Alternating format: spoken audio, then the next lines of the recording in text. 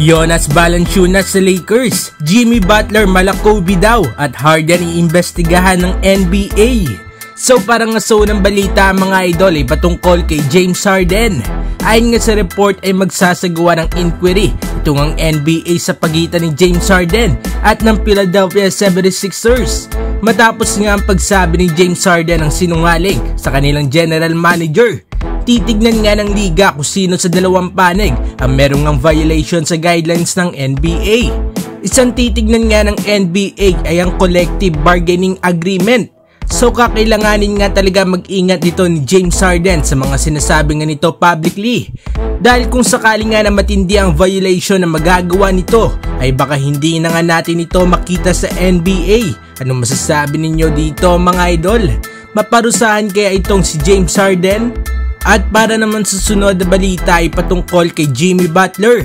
Kilala nga itong si Jimmy Butler bilang isang solid na superstar ng Miami Heat. Dinala nga lang naman ni Jimmy ang kanyang kupunan last season dito nga sa NBA Finals kahit sila nga ang number 8 seed sa East. At sa show nga ni Gilbert Arenas mga idol ay meron niyang sinabi ito nga si Andre Iguodala patungkol nga dito kay Jimmy Butler.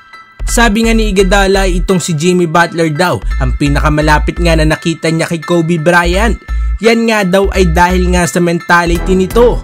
Dahil palagi nga daw mga idol na hanap ng paraan itong si Jimmy Butler para manalo nga ang kanyang kupunan. At hindi pa nga daw nakakakita si Iguodala ng ganitong will o kagustuhan nga ng isang player. So para nga dito kay Andre Iguodala itong si Jimmy Butler ang meron ngang Mamba mentality sa NBA ngayon. Anong masasabi ninyo dito mga idol? Agree ba kayo dito o hindi? At para naman sa huling balita ay patungkol sa Los Angeles Lakers. Gumawa nga ng isang bold trade scenario itong NBA Analysis Network. Yan nga ay ang pag-trade ng Lakers kay Rui Hachimura sa New Orleans Pelicans kapalit naman ni Jonas Valanciunas. Paalala lang mga idol na isa lamang itong trade idea nito ang NBA Analysis Network. So ang trade daw na ito mga idol ay nakadepende sa magiging performance nga ni Rui Hachimura next season. Kung maganda ang ipapakita nito ay malamang na hindi nga daw ito gagawin ng Lakers. Pero kung hindi nga ay magiging malaking tulong nga daw ang size ni Jonas Valanciunas kasama nga itong si Anthony Davis. At ang isa pang ang kayang ibigay ni Jonas Valanciunas sa Lakers ay ang kanyang solid na shooting sa tres.